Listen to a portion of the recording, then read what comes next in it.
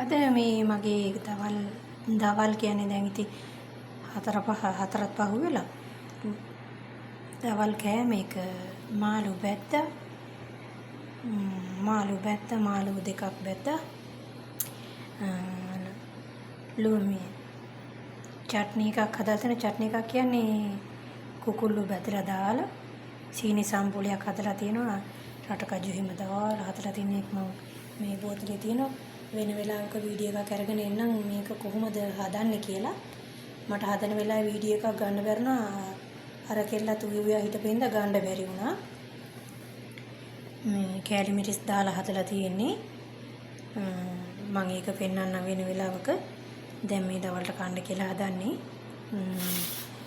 මේ තමයි දවල් කෑම එක. සුදු බත් හැදුවා.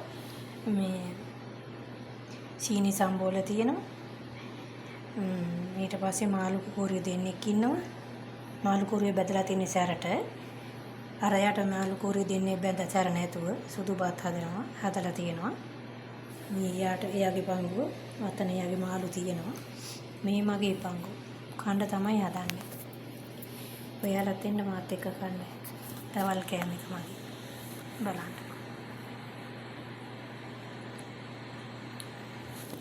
මේක තමයි ස්පෙෂල්ම කෑම.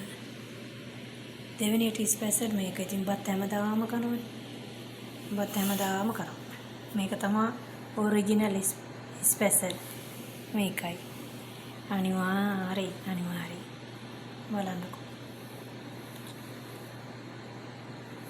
සුදු බත්, ලුණු මිරිස්, මාළු කඩට කියලා තුනනවා.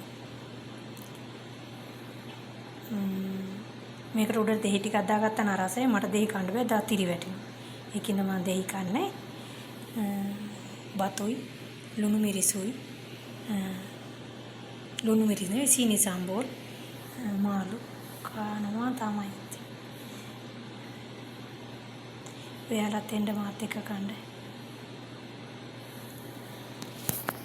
ඕන්න මගේ බත් ටික. කොහොමද ඒක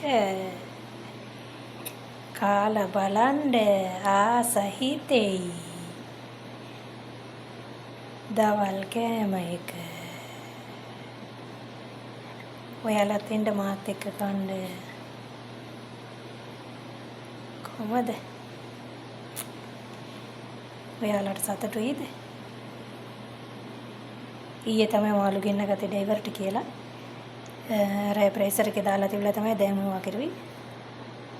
ඕකේ. ආයෙත් වීඩියෝ එකකින් හම්බ වෙනකම් ඔයාලා ඔක්කොටම අල්ලා දෙයන්ගේ පිටේ බොස් සර්ණයි පරිස්සමින් ඉන්න.